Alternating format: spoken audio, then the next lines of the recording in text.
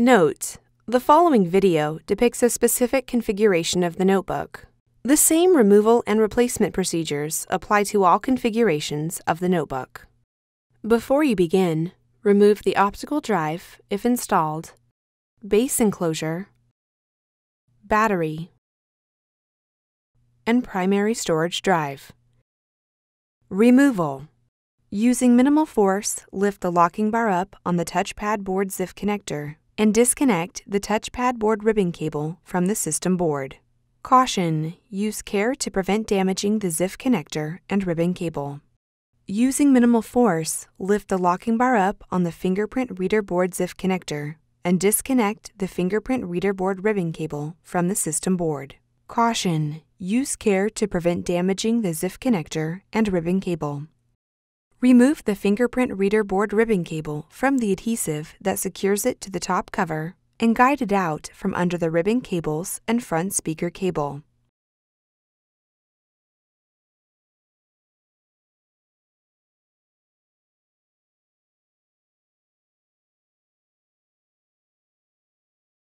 Remove the 2.5mm P1 Phillips broadhead screw that secures the Fingerprint reader bracket to the top cover. Lift the bottom edge of the Fingerprint reader bracket off of the alignment pins and slide the Fingerprint reader bracket tabs out of the notches on the top cover and remove. Carefully remove the Fingerprint reader board from the adhesive that secures it to the top cover and remove. Place the Fingerprint reader board in a static dissipative bag.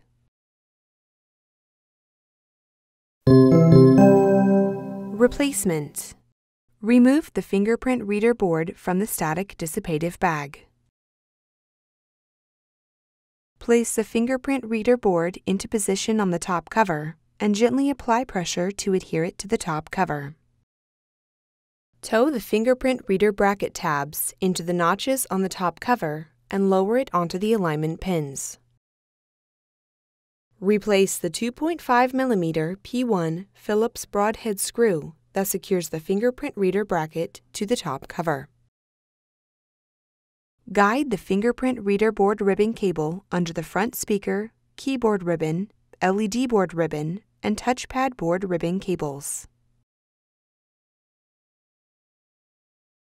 Insert the Fingerprint reader board ribbon cable into the Fingerprint reader board ZIF connector on the system board and press the locking bar down to lock the cable into place.